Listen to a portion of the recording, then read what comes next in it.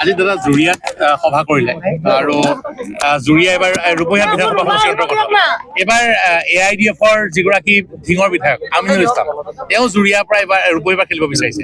নুৰুল হুদা ইয়াৰ বিধায়ক আছেই, গতিকে এইবাৰ আপোনালোকে জুৰিয়াত এইবাৰ ৰাইজৰ দলে প্ৰাৰ্থী দিব নে কিবা আপোনালোকে বন্ধুত্বমূলক প্ৰতিনিধিত্ব কৰিব নে কংগ্ৰেছকে আসনখন এৰি দিব?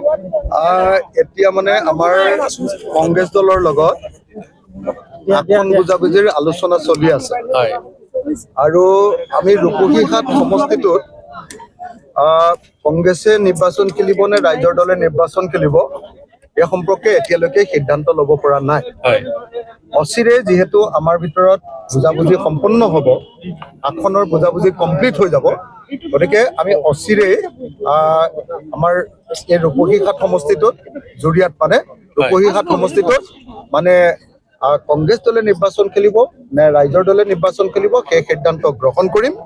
কিন্তু মই এটা কথা সকলোকে ক'ব পাৰোঁ যে ইয়াতে আমিনুল ইছলাম যে ৰূপহীহাটলৈ আহিছে, আপোনালোক সকলোৱে ৰূপহীহাটৰ পৰা আমিনুল ইছলামক বিদায় দি দিয়ক।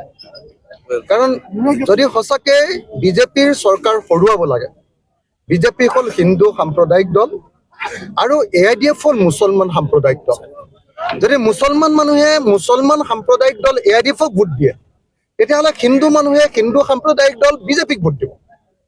সেইকাৰণে মই আপোনালোকক বাৰম্বাৰ অনুৰোধ কৰিছোঁ, সমগ্ৰ সংখ্যালঘু ৰাইজৰ প্ৰতি মই হাতযোৰ কৰি অনুৰোধ কৰিছোঁ যে আপোনালোকে AIDF দলটোক সম্পূৰ্ণৰূপে এৰি দিয়ক। আৰু AIDF দলটো এইবাৰ মই ভাবোঁ যে এইবাৰ 2026 চনৰ বিধানসভা নিৰ্বাচনত তেওঁলোক জিৰ' হৈ যাব, সম্পূৰ্ণৰূপে জিৰ' হৈ যাব। যদি কিবা কাৰণত এখন আসন পায় ক'ৰবাত, তেতিয়াহ'লে একদম মনত ৰাখিব যে আমাৰ বিৰোধী দলবিলাকৰ প্ৰাৰ্থী নিৰ্বাচনত ভুল হ'লেহে কেৱল তেওঁলোকে এখন আসন পাব পাৰে।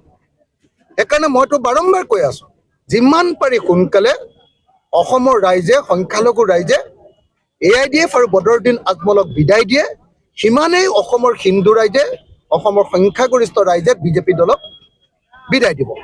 আমাক হিন্দু ধৰ্মৰ দলো নালাগে, আমাক মুছলমান ধৰ্মৰ দলো নালাগে, আমাক আমিনুল ইছলামো নালাগে, আমাক হিমন্ত বিশ্ব শৰ্মাকো নালাগে, আমাক বদৰুদ্দিন আজমলকো নালাগে, আমাক আপোনাৰ কি শইকীয়া এজন আপোনাৰ দিলীপ শইকীয়াকো নালাগে।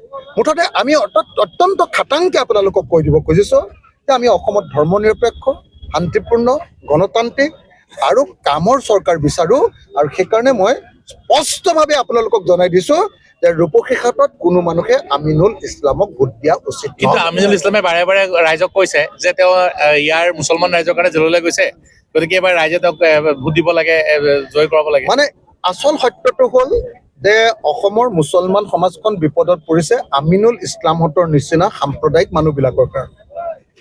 AIDF-ৰ কাৰণে অসমৰ মুছলমান সমাজ বিজেপিৰ দ্বাৰা ইমানকৈ নিৰ্যাতিত হৈছে। গতিকে AIDF-এ কোনো মুছলমানক ৰক্ষণাবেক্ষণ দিব পৰা নাই, AIDF-এ কোনো মুছলমানক সহায় কৰিবলৈ গৈ জেলত যোৱা নাই। AIDF-এ তেওঁলোকে বিজেপিক সহায় কৰিবৰ কাৰণে আমিনুল ইছলামক সুধিব লাগে যে তেওঁ যোৱাবাৰ ৰাজ্যসভাৰ নিৰ্বাচনত বিজেপিক ভোট দিছিলে নে আমাৰ বিৰোধী দলবিলাকক ভোট দিছিলে। আমিনুল ইছলামক সুধিব লাগে, তেওঁ প্ৰশ্ন সুধিব লাগে যে তেওঁ ৰাষ্ট্ৰপতি নিৰ্বাচনত কাক ভোট দিছিলে, হিন্দু সাম্প্ৰদায়িক দল বিজেপিক ভোট দিছিলে নে তেওঁ আমাৰ ধৰ্ম নিৰপেক্ষ দলক ভোট দিছিলে। তো আমিনুল ইছলাম যিজন মানুহে মুছলমান মানুহৰ কাৰণে জেললৈ যোৱা বুলি কৈছে, মইতো সদায় তেওঁক দেখিছোঁ যে তেওঁ সদায় সাম্প্ৰদায়িক কথা বিধানসভাত কয়, তেওঁ মুছলমানৰ কথা কৈ দিয়াৰ লগে লগে হিমন্তই হিন্দুৰ কথা ক'বলৈ আৰম্ভ কৰে।